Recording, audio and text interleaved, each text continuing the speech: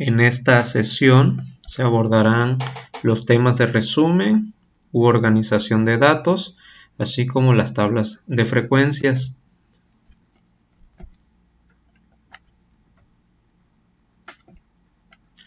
Tengo marcado en esta parte la palabra frecuencias porque es y será un concepto muy indispensable al momento de trabajar con los datos y sobre todo para hacer los estudios estadísticos. Esto nos va a llevar, las tablas de frecuencia nos va a llevar a comprender las distribuciones de frecuencias. La frecuencia, comenzamos definiendo la frecuencia como es el número de veces que aparece cada variable o cada dato. Es algo muy práctico, las veces que se presenta, las veces que registramos cualquier valor, eso es frecuencia. Distribución de frecuencia.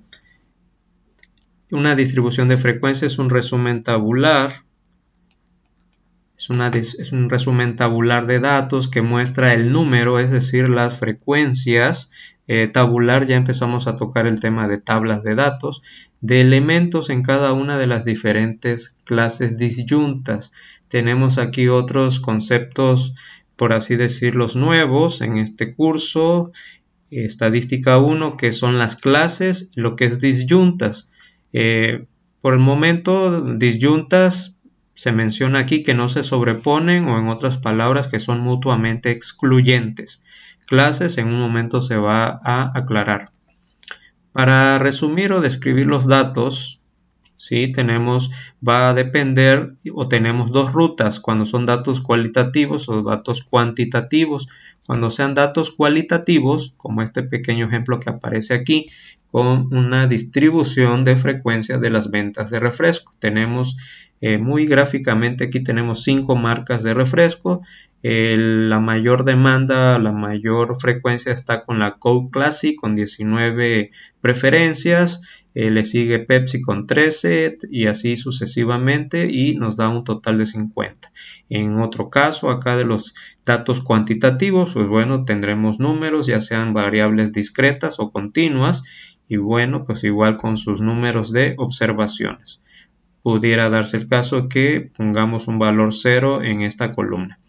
Esto nos lleva, estas tablas de distribución de frecuencia nos lleva a que existen tablas de distribuciones simples y tablas de distribución por intervalos. Tenemos este caso donde se nos pide ordenar y construir una tabla de frecuencia simple de este conjunto de datos recolectados, es decir, datos no ordenados o no agrupados. En la vida real, en el campo laboral, los datos que vamos a recolectar de primera instancia pueden estar no agrupados, desordenados, y es la labor del estadista o estadístico, de la persona encargada de hacer estos estudios, de darle el tratamiento adecuado. Y tenemos observaciones, en este caso son 36 observaciones, y para ello, pues el primer paso va a ser localizar los números, el más pequeño y el más grande. Tenemos identificado al 20 y al 35. Segundo paso, se hace una lista completa de números que van del 20 al 35 de manera muy rigurosa, así 20, 21, 22, de uno en uno hasta llegar al 35. Una nota por aquí: puede darse el caso que uno de estos valores o datos nominales, por así decirlo, no se presenten en nuestro conjunto de datos no agrupados. Sin embargo, es muy importante establecerlo.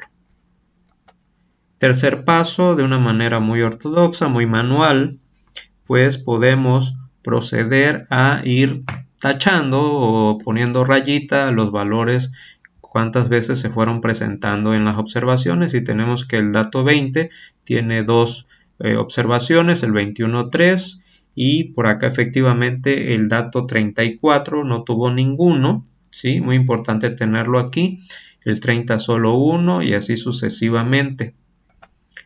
Cuarto paso, se elabora la tabla definitiva, es decir, comenzamos aquí a ver ya tablas, en este caso de 2 columnas. Columna izquierda tenemos lo que es el dato o la variable de estudio, pues tenemos del 20 al 35.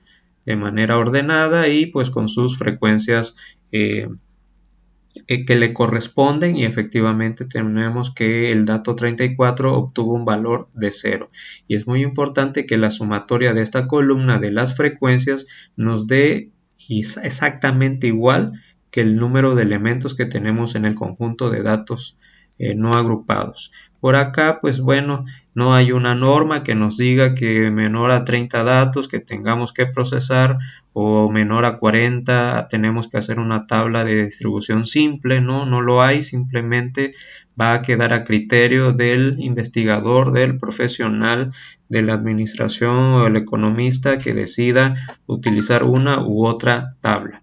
Por acá tenemos ya construir una tabla, pero ahora de frecuencias con 4 intervalos. Ya estamos hablando de tablas de distribución por intervalos. Tenemos el mismo conjunto de datos, el mismo para tener una mayor comparación. Primero, segundo y tercer paso prácticamente va a ser de la misma manera. En este aspecto, pues bueno, nos tendremos que pasar al cuarto paso. Sabemos que hay 16 datos nominales divididos entre 4 intervalos y nos van a dar 4 clases. El término clases que está mencionado al principio, pues bueno, aquí ya empezamos a notarlo, que las clases van a ser cada uno de estos rectángulos, cada uno de estos intervalos, y que bueno, que por conveniencia decidimos que fueran 4, no hay normas, podemos decir 6, 8, dependiendo del número de datos que tengamos. Si tenemos 10 datos y queremos hacer, por así decirlo, 10 intervalos, pues no conviene, va a ser una tabla simple, entonces va a depender de los números de datos y de los criterios. 20 a 23, 24 a 27, y en la primera clase tenemos 8 observaciones, en la segunda clase caen 9, y pues bueno, la sumatoria igualmente nos debe dar 36. Otro pequeño caso, cuántas personas tienen o no tienen hijo, 1 o 2 hijos, cuántas personas o familias 3, 4 o 5, o cuántas 6, 7 u 8. Para ello, pues empiezo a mencionar los temas de los conceptos de límite superior y límite inferior. El límite superior en esta clase, porque pues ya también lo tenemos por conveniencia, ¿sí? Ordenados o categorizados así, de 0 a 2, de 3 a 5. Aquí el límite superior es 2 y el límite inferior es 0. Una característica muy importante cuando se trabaja con intervalos es que la diferencia del límite superior y el límite inferior sea igual en todas las clases. Aquí tenemos 2 menos 0 es 2, 5 menos 3 es 2, 8 menos 6 es 2 y 11 menos 9, 2. Se cumple el criterio. Entonces, por ese lado, pues sin problema. El ancho de clase, en este otro ejemplo de pesos en kilos, ya sea de personas u objetos o productos, tenemos por conveniencia igual aquí de 20 a 30, de 30 a 40, de 40 a 50 y etcétera. Aquí podemos registrar pesos como 21.4 o variables continuas, que es decir que tienen decimales y cae dentro de la primera clase, lo mismo que 24.76.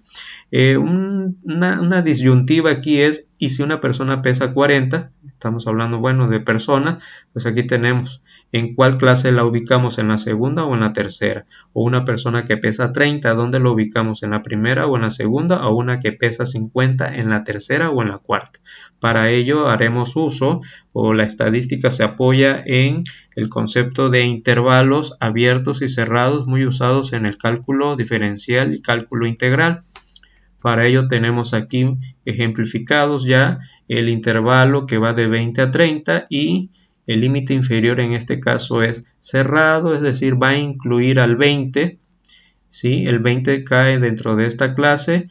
El dato nominal o la observación que vamos a ir anotando debe estar contenida entonces del valor 20 al valor menor a 30, es decir, un límite superior abierto. ¿Qué significa? Recordando aquí esos temas de cálculo, pues bueno, que podemos tener aquí 29, puede caer 29.5, 29.6, 29.9, 29.99, pero jamás será el 30. Por eso el símbolo menor que nos dice que pues no se incluye el 30, entonces el 30 va a caer en la segunda clase. Y para el caso de la persona que pesa 40 kilos, pues bueno, prácticamente la vamos a tener que ubicar en la clase número 3, porque aquí va a ser hasta 39.99 de una manera infinitesimal. Por lo tanto, la persona de 40 kilos va a estar contenida aquí, donde la variable x nos menciona mayor o igual a 40.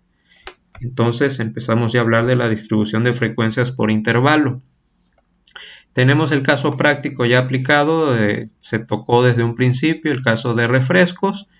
Aquí está una tabla un poquito más detallada cuando se recolectaron los datos así de manera aleatoria, de manera desorganizada, y bueno, tengo aquí ya lo que es la frecuencia absoluta, relativa y porcentual. La frecuencia absoluta en términos prácticos es la columna, la segunda, es decir, el número de observaciones que presenta cada etiqueta. Es de una manera muy clara la frecuencia absoluta. En este caso marco el sprite con 5 observaciones que aquí están marcadas en este conjunto de etiquetas o de datos nominales. Tenemos 5 preferencias y aquí lo tenemos muy perfectamente señalado. Esto es para datos cualitativos. Tenemos lo que es frecuencia relativa y frecuencia porcentual. Para la frecuencia relativa, bueno, nos valemos de la misma tabla anterior, la distribución de frecuencias. Tenemos aquí la frecuencia absoluta.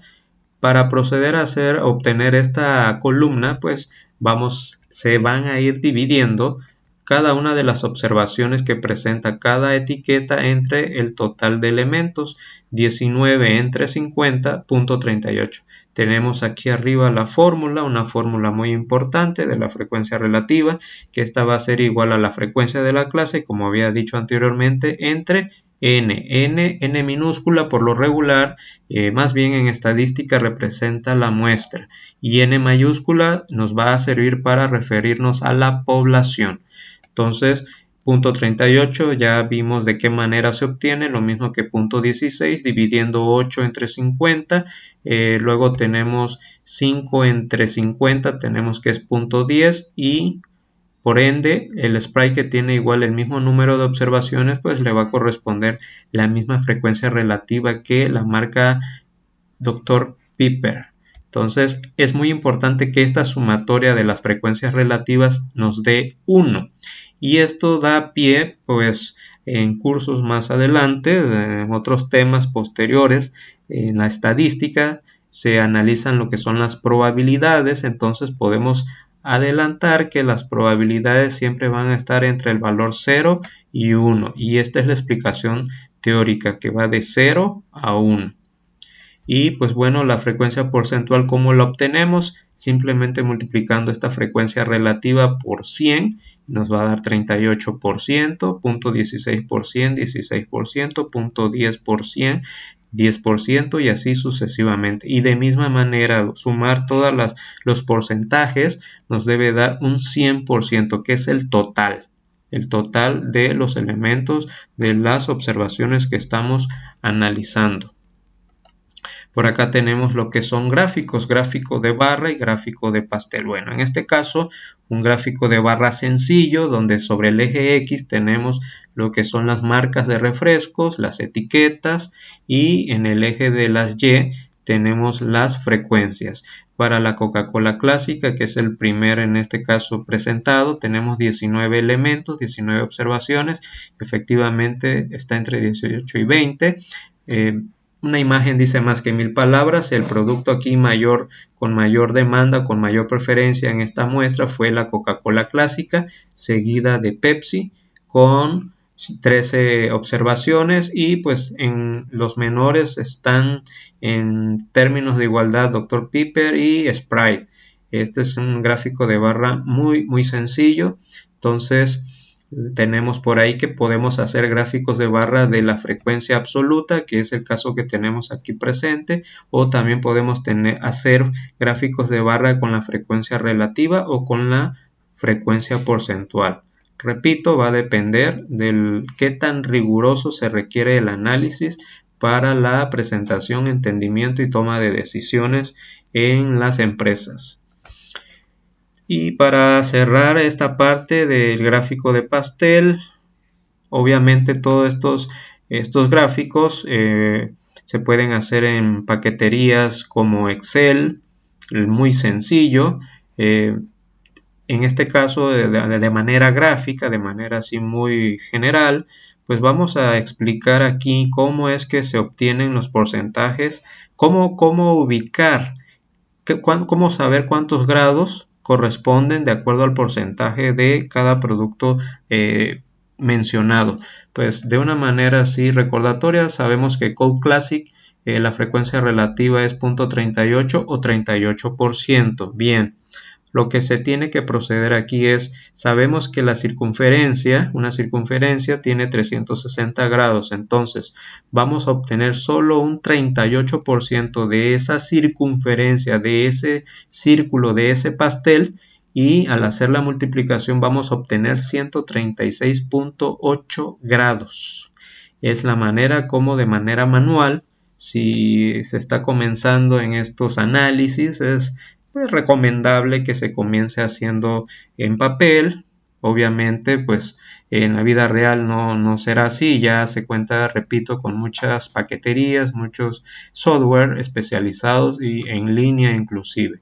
De esta manera comprobamos que 136.8 grados es esta área. Tenemos que, pues efectivamente, si estuviera cerrado aquí, fueran 90 y tenemos más de 90, 136, y el mismo procedimiento se va aplicando para Pepsi, Coca-Cola. Para Pepsi son 360 grados multiplicados, en este caso, por 26%, y el resultado que nos dé va a ser los grados que va a tener este segmento de pastel. ¿Sí? Y lo mismo se va a hacer con los demás hasta que de una manera pues exacta, si es a mano, pues quizás haya alguna variación, pero pues para cuando se haga en software, en Excel, se entiende el origen de cómo es el sentido de este ordenamiento, de esta representación.